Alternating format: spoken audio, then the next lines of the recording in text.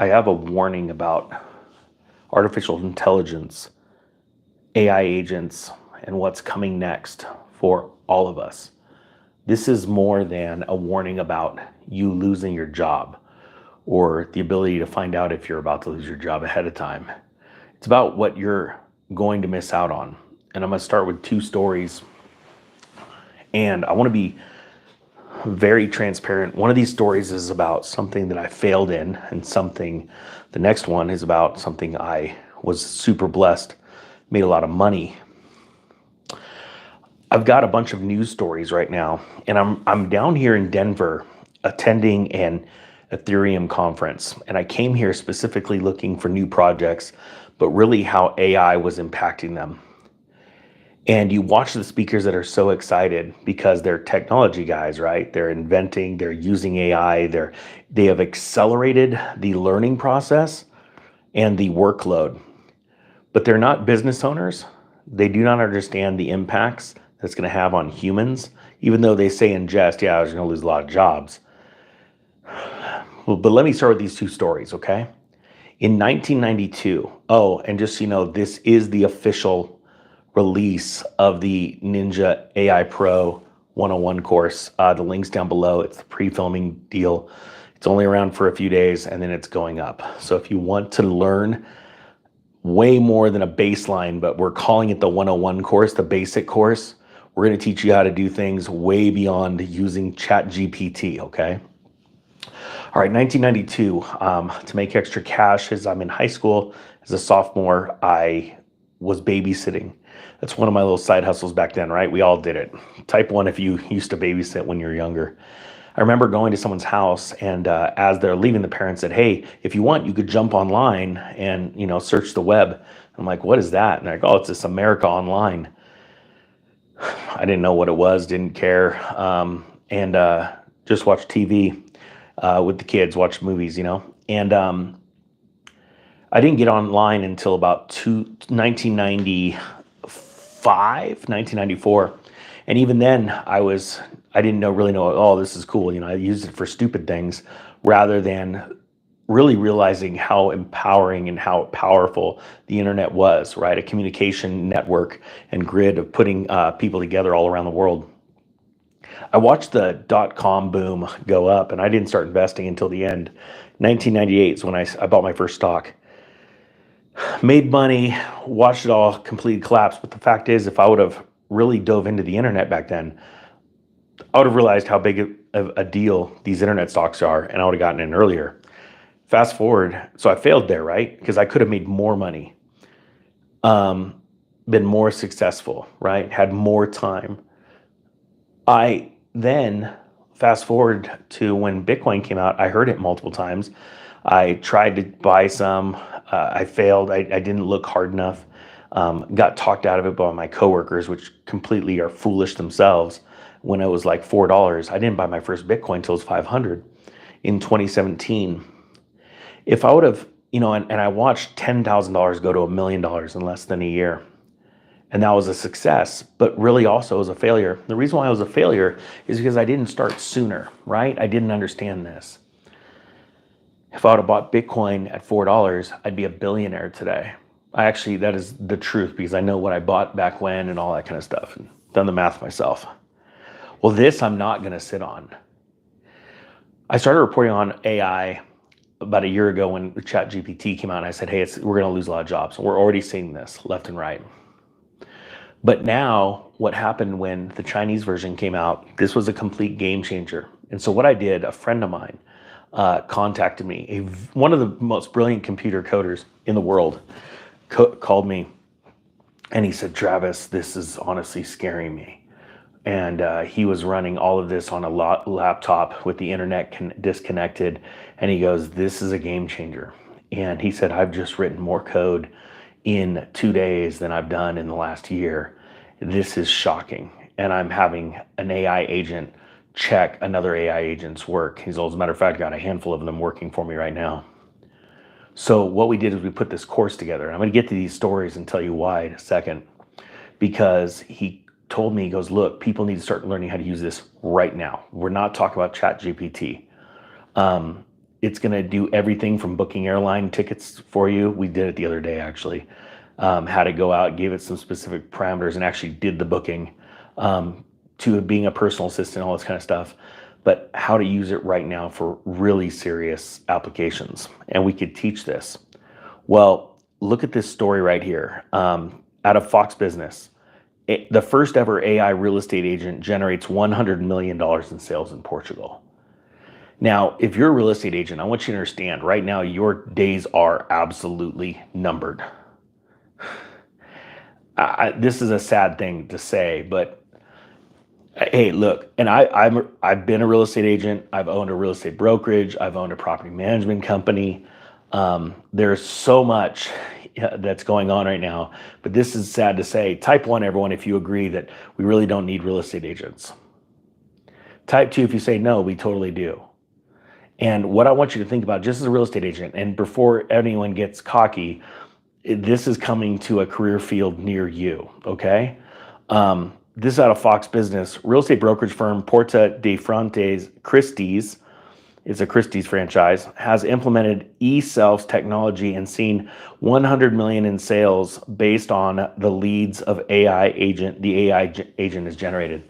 Now, the largest listing I've ever been a part of and closed was $33 million.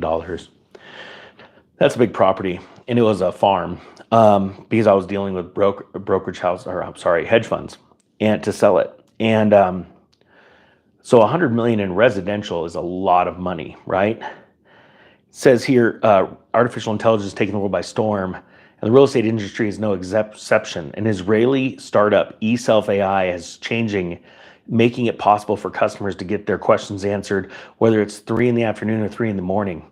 Now, something you really need to know that with me, I'm an extremely aggressive real estate buyer. If I see something at 10 o'clock at night, I'm texting my agent. I know it sounds crazy, but I've actually lost properties because the agent's like, well, let's go have coffee, let's go. And I'm like, I want to put an offer in. Okay, but we got to figure out, structure the offer. I said, put it this, hand it to them. I want you to call ahead of time, call the agent and say, hey, we got an offer coming in. And I lost the offer because the agent wanted to take forever and write up an offer, and the agent had something else to do while the other agent was accepting an offer at 8 a.m. AI can do all of that. Ping the agent, already have the contract written, ready to rock and roll. This is really happening. Let's move to another story. Here we go. Slack. This story is interesting. This is out of Axios. Workplace chats future, more AI agents and fewer humans. It says right now, AI agents are joining the workplace whether workers want them or not. For the past year, companies have been pushing autonomous AI agents, chatbots, the ability not just to answer questions, but to act on users' behalf. Salesforce, which owns Slack, launched Agentforce in September with bots that serve as sales reps, service agents, personal shoppers, and sales coaches. I want you to think about this. Around the country, do you remember when I said that all these employees that are asking for higher wages, better benefits are going to get fired? Because even without AI, these companies are going, okay, well, the union's fighting against us, so we're going to have to give into their demands or we're not going to be able to sell anything, and we're all going to be out of jobs. So when they do, just like Boeing and these other big companies, they say, okay, we're going to give you what you want. And they say, yeah. And then they say, now 10% of you are fired because we can no longer justify this many employees and we have to pay this many more in benefits. Unions are going to get more humans fired in the next year than ever before. But on top of that, it's because companies, these CEOs and company heads are at these events like I'm attending right now, and we're talking about this and how many people they're going to be able to lay off and be able to help the bottom line and be able to increase shareholder value. And they're going to get a raise because they thought about it before their competition thought about it. You see, on the basic level, and this is why we built this basic course, this 101 course. Oh, and give you an idea, the person that I have building this course with me started studying at Columbia University in 2015 was when he started doing AI studies, okay? You need to be able to have a baseline understanding about this to know how big of a threat it is and or how to use it to make money, save time, and all that stuff. I mean, think about it. Just at home, if you don't own a business, being able to use AI to do specific tasks for you every single day rather than you doing it, wasting your time, getting stressed out and mentally drained. So it says here, according to the information OpenAI expects to triple its revenue in 2025, with nearly a third of that projected revenue coming from sales of its agents' tools to SoftBank. It's absolutely transforming this industry. And if you don't have that baseline understanding, you're going to absolutely be left in the dark. Here's another one. And this is about Salesforce, and it's important to understand this. Do you remember 3 years ago or 4 years ago, Type 3, if you know this, the big kid catchphrase was learn to code. Type 3, if you remember that, it was trending all over the world because what we were seeing was this transformation in the workforce going from, hey, everybody, we should be doing this kind of job. Then all the masses, we're going to do this kind of job. And all these fools rush into these things, not thinking, well, there's no need for coders anymore. Like if you went to school to code, you're out of a job and you don't even know it. And the only reason why you're still working this year is because the CEOs, the C-suite execs are hiring a couple of people that are well-versed in AI, like head of AI. I guarantee you, a lot of you have probably seen this in your companies. And what they're doing is coming up with a plan to implement AI, and then they're gonna fire you, okay? This is not a joke. But here's an example of not being fired, but not being hired. This story is out of sfstandard.com. White collar recession. Benioff says Salesforce will not hire engineers this year due to AI. So it's one thing to say you're fired. Now it's another thing. Well, we're not going to hire anyone. We're going to get rid of engineers through attrition. We're going to let them retire. And there's going to be layoffs too, right?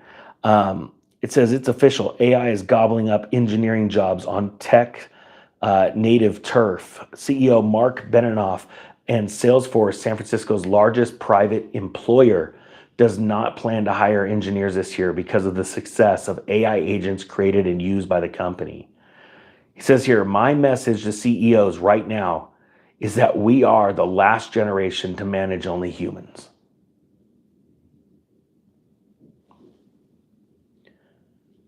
Think about what he just said. You have one of the most powerful CEOs in the tech world that just announced, we are the last generation to manage only humans. And before you know it, you're going to see things out in the world. Hold on real quick here. Okay.